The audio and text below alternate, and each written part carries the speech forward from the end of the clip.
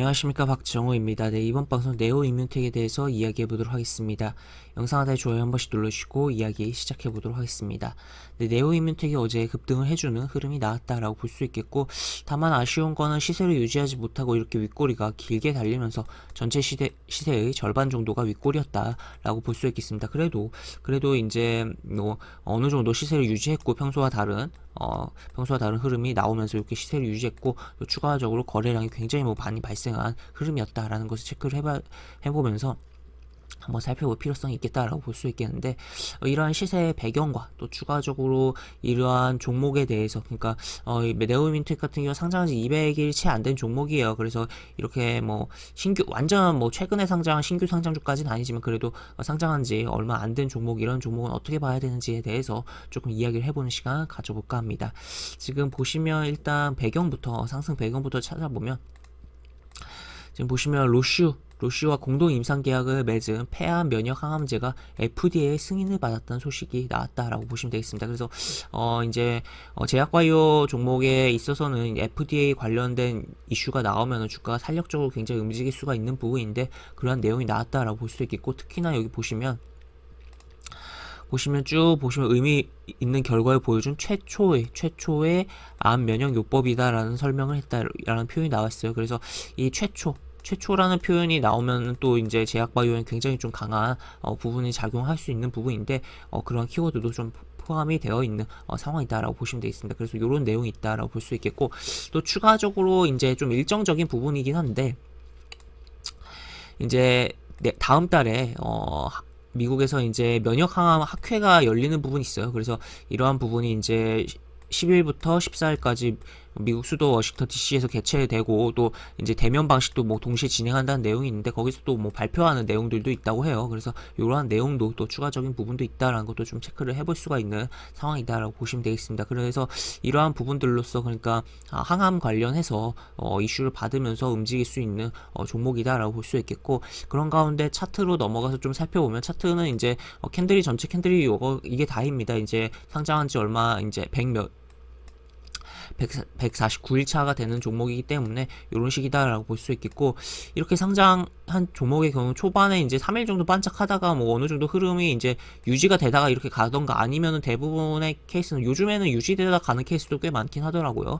근데 대부분의 케이스들은 이제 신규 상장 이후에 주가가 빠지고 굉장히 40%, 50%, 70%까지도 하락이 나온 다음에 주가가 턴해주는 케이스들이 상당히 있는데, 이 종목은 여기서 쭉 하락을 하다가 거의 V자로 움직임이 어느 정도 나오고 재차 이렇게 움직이다가 다시 한번 저점을 갱신하고선 잡아주다가 움직임이 나왔다라고 볼 수 있겠고, 지금 보시면 이렇게 하락 추세를 좀 그어볼 수도 있는 가운데서 하락 추세를 좀 돌파를 했다라고도 표현을 해볼 수 있을 것 같습니다. 그래서 이러한 상황인데, 통상적으로 이제 신규 상장주는 이제 특별하게 강한 이슈가 있는 게 아니라면 어지간하면 최소한 20일 이동평선, 60일 이동평선이 생성된 다음에 좀 바라볼 필요성이 있겠는데, 그러한 생성된 이후에 그러한 이평선을 뚫어줬을 때의 캔들의 흐름을 보고서 또 그런 캔들이 좀 강한 흐름을 보여줬다면 주목을 하면서 접근해볼 필요성이 있겠다라고 볼 수 있겠고, 실제 네오 이뮨텍 같은 경우는 보시면 20일 이동평선이 여기서 뚫어졌죠. 여기서 종가 기준을 뚫어줬는데, 그 이후에 이 캔들을 기준으로 봤을 때 어느 정도 분할로 접근했을 때 시세를 좀 챙길 구간이 분명히 있었다라고 볼 수 있겠고, 아쉽게도 60일 이동평균선을 제대로 좀 뚫어줬을 때는, 물론 여기서 뚫어줬긴 했지만 여기서는 이제 캔들 윗꼬리가 좀 길다, 부담이 됐던 부분이고, 여기서 실패를 하고 미끄러졌어요. 그리고 재차 뚫어주고 여기서 이제 음봉으로 두 번 이렇게 조정을 주면서 62동평선까지도 좀 지지를 해주면서 이평선도 많이 몰려있는 가운데서 시세가 나온 상황이다라고 볼 수 있겠습니다.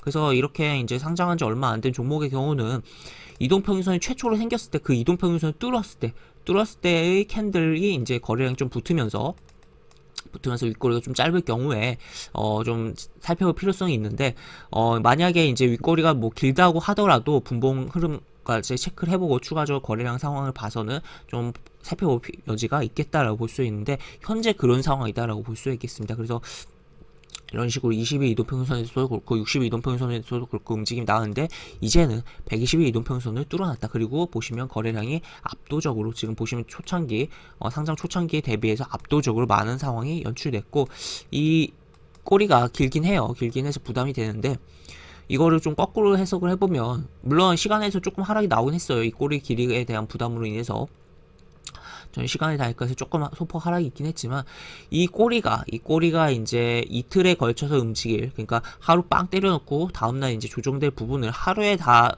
흐름이 나왔다라고도 볼 수 있는 거거든요. 그래서 그런 측면에서 조금 볼 수 있지 않을까 싶고, 실제 뭐 분봉을 보면은 한번 빵 뭐 거래량 치면서 분봉상 거래량 치면서 움직임이 나오고 흘러내릴 때는 거래량이 그렇게 많지가 않았다. 그리고 심지어 이쪽에서 좀 잡아주는 흐름도 어느 정도 있었다라는 것도 체크를 해볼 수가 있겠습니다. 그래서 이 종목 같은 경우 이제 120 이동평균선을 뚫었고 거래량이 크게 발생했으니까, 이러한 흐름 속에서 120 이동평균선에서의 뭐 많이 밀릴 경우 지지되지, 아니면 뭐 오늘 시가 개파락에서 뭐 시가에서 살짝 밀리고 다시 이렇게 양봉이 출현하는 흐름을 보면 어떨까라고 볼 수 있겠고, 무엇보다 뭐 최대 흐름으로 봤을 때는 결국 이 뚫어준 120 이동평균 뚫어준 어제 캔들을 훼손하지 않는 선에서 움직임이 나와준다면 계속적으로 주목을 해볼 여지가 있는 종목이다라고 볼 수 있겠습니다. 그리고 아까 보여드렸듯이 11월에 약간의 일정적인 부분도 있기 때문에, 물론 이게 보도자료로 이제 10월 초에 나온 부분이긴 해요. 하지만 이제 11월 돼서 또 이제 발표했다라는 식으로 기사들이 나올 수가 있거든요. 그래서 그러한 측면에서도 좀 바라볼